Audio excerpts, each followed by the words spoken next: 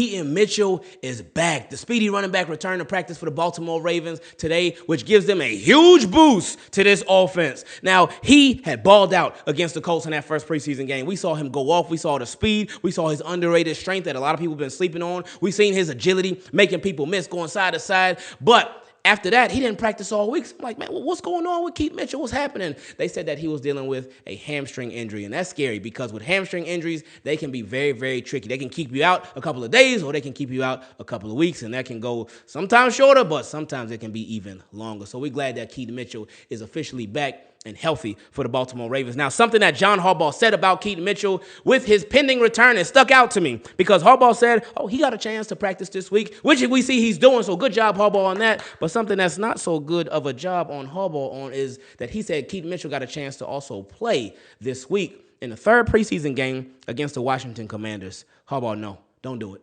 Don't do it. There is nothing that Keaton Mitchell needs to prove. There is nothing that Keaton Mitchell needs to do in order to make this roster.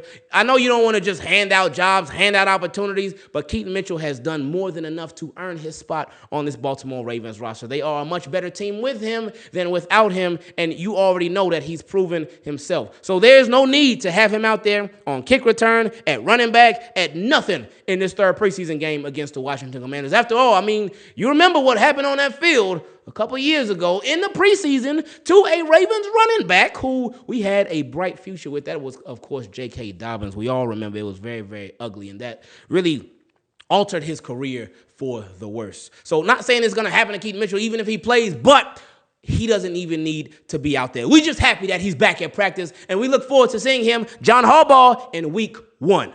The Ravens practice today featured a new face, and that was defensive back Thomas Graham, who the Baltimore Ravens signed because they got a lot of guys who were missing from practice today, specifically in the defensive backfield. Let's read the list of Ravens who were not at practice. It says Patrick Ricard, DeAndre Hopkins, Dayton Wade, Isaiah Likely, Emory Jones. Those two, of course, are dealing with injury. But Kyle Vanoy, Adisa Isaac, William Quenku, and here, the secondary. Jaire Alexander, he didn't practice. Jalen Armour-Davis and Chidobe Awuzie, none of them practiced. Now, the one that sticks out the most is Jaire Alexander because he's been missing practice quite a bit over the past week and change. Jeff Zrebiec highlighted that he hasn't practiced since August 9th. Now, today is August 18th, and then, of course, there's some days in there where the Baltimore Ravens didn't practice, whether it was because it was a game day, a travel day, or just they didn't practice that day. But still, it is a bit concerning. We ain't tripping yet. But it is a bit concerning that he hasn't practiced in a while. But let's just see what the rest of this week holds for him.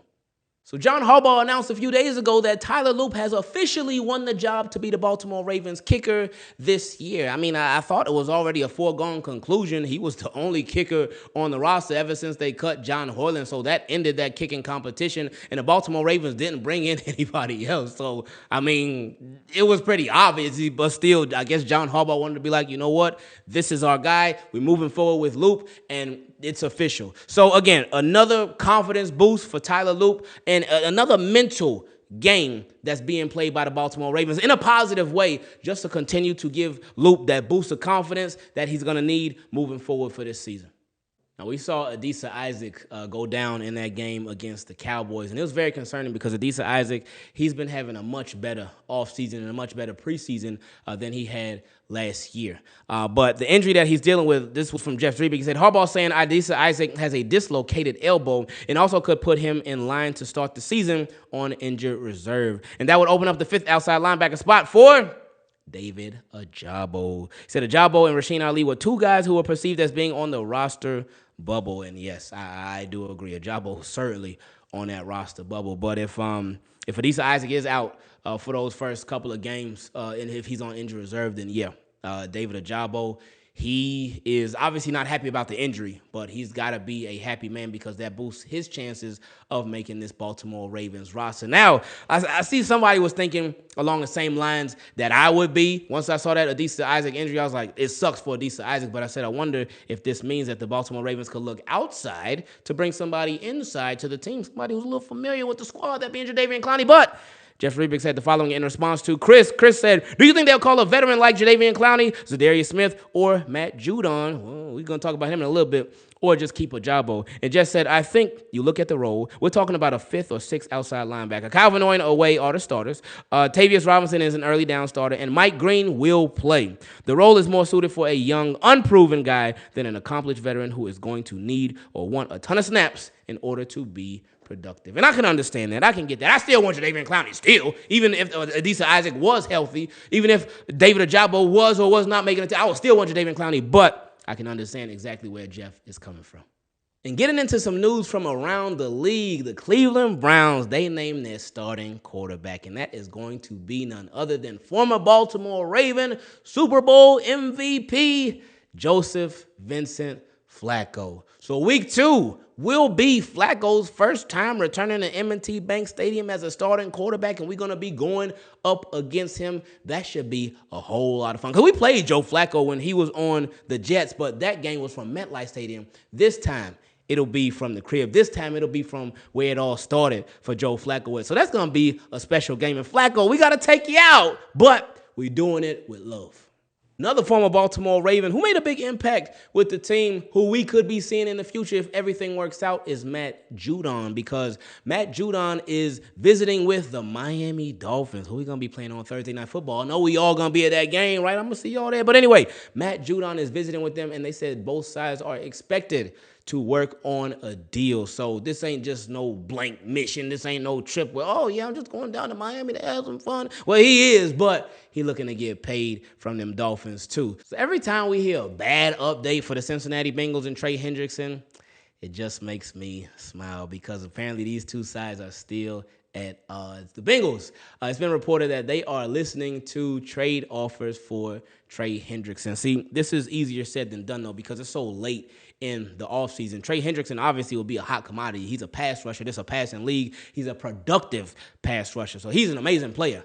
So it's just tough because so many teams have gone through the first and second and third wave of free agencies. Every team has gone through the draft, so their rosters are pretty much established, and their cap space is pretty much established, even though it's a million ways to work around it. So it will make it a bit harder for the Bengals to trade Trey Hendrickson, especially if the new team is going to pay him a contract, but especially if the Bengals want to get a significant compensation for him. And this is apparently what the Bengals are asking for. It says, Cincinnati's asking price includes a young defensive player and a 2026 first-round pick, according to league sources.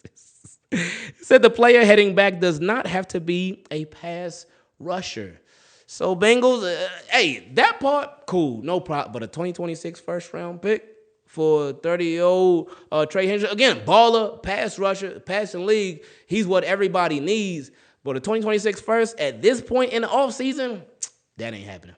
We've reached my favorite part of the videos where we get to feature questions from y'all. Send an email to teamkeepitclean@gmail.com if you want to take part in it, or you can go to patreon.com/Ingravenvids and become a Team Keep It Clean patron if you want to show the channel a little bit of extra love and a little extra support. First question came from my guy, Chazeray. He said, I think Keith Kirkwood should make the roster. He's a big body and he's made some noise in camp. Kirk is aggressive when the ball's in the air as well. What do you think? I'm out. Kirkwood has been doing his thing, and he's been with the Ravens since last year when they signed him to the practice squad. I don't think he'll make the roster, though. It's just a numbers game. It's a big numbers game. And the Ravens, for the receivers that are already locks, Bateman, Zay Flowers, DeAndre Hopkins, Tez Walker, Tylan Wallace, too. LaJohntay West, I think, is a lock as well. So that's 6 already. Ravens, they ain't going to keep no 7 receivers because they still got their 3 tight ends. I know Isaiah Likely is out for now, so we'll see how they work out that roster spot. But 7 receivers is just not something that I could see the Baltimore Ravens doing.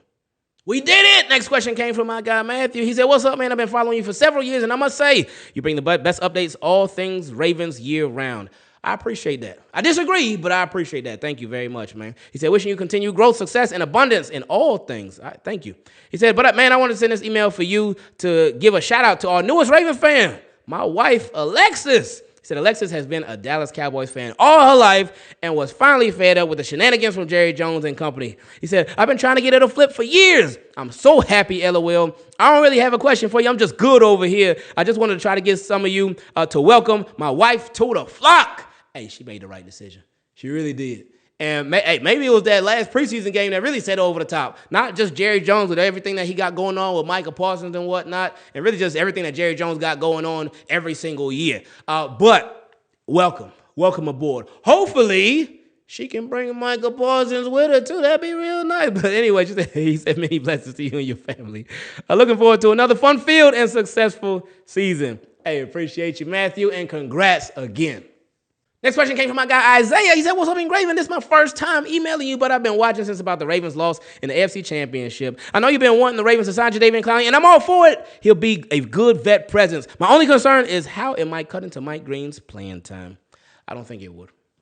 I really don't. I don't think it would. I think it could cut into some of Adisa Isaac or David Ajabo's playing time and maybe a little bit into Tavius Robinson's playing time, because what Tavius Robinson does well and what he's been up and coming on, that's stuff that Jadeveon Clowney does well as well. And that's really set that edge. That could be a presence as a pass rusher too, but really in run defense, they be doing their thing. So that's the only person whose playtime I could really see it cutting into, but not Mike Green, not Odafe Oweh, and not Kyle Vanoy. But anyway, he said, I really like how Mike Green has been looking, and I don't want to see him get pushed to the side. Oh, don't worry, he won't. He won't. That's Baltimore Ravens' second first-round pick, so he ain't getting pushed nowhere. You ain't got to worry about that. But he said, how much do you think signing Clowney will really affect Mike Green?